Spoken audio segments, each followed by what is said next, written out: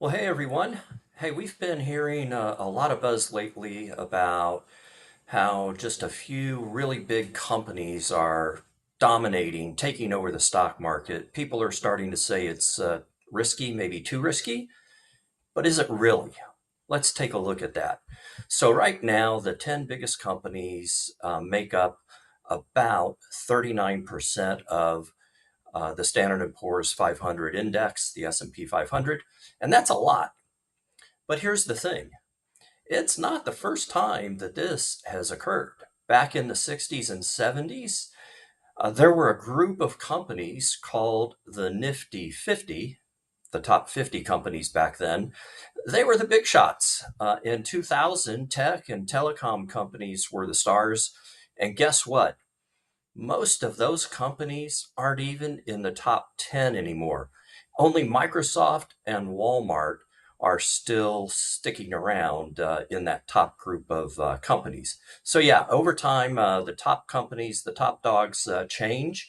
But here's the cool part, even with all the change, long term investors still did pretty well. Since 1965, the market has returned about 6% a year on top of or after inflation. That's pretty good. Um, and since 2000, the market's returned about 5% over inflation. Still pretty good. Now, there's some folks, they try to guess which of these big companies are going to fall and switch their investment. But candidly, that's super hard to do, even for the so called experts and the gurus. The better move, we think, use a supply and demand investment system to try and invest in what appear to be high demand asset classes using index mutual funds and exchange traded funds, ETFs, and avoiding or selling what appear to be low demand asset classes. Supply and demand. If demand is strong, prices tend to hold, if not go up. If demand is weak, prices tend to go down.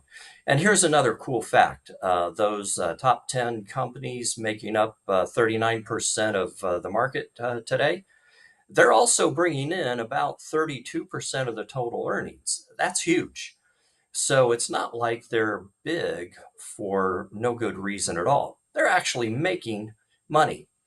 So instead of worrying whether or not the market's broken, maybe it's just doing what it's supposed to, rewarding companies that are doing well. Well, nothing lasts forever. These big companies, sooner or later, are going to stumble. But history shows that trying to predict when that's actually going to happen usually doesn't work out too well.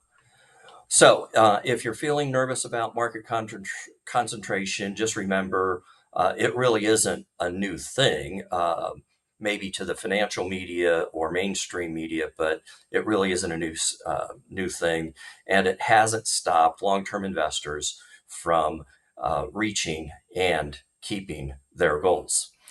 Well, that's it for this week. As always, if you have any financial issues or concerns about this or any other topic, give us a call, send us an email.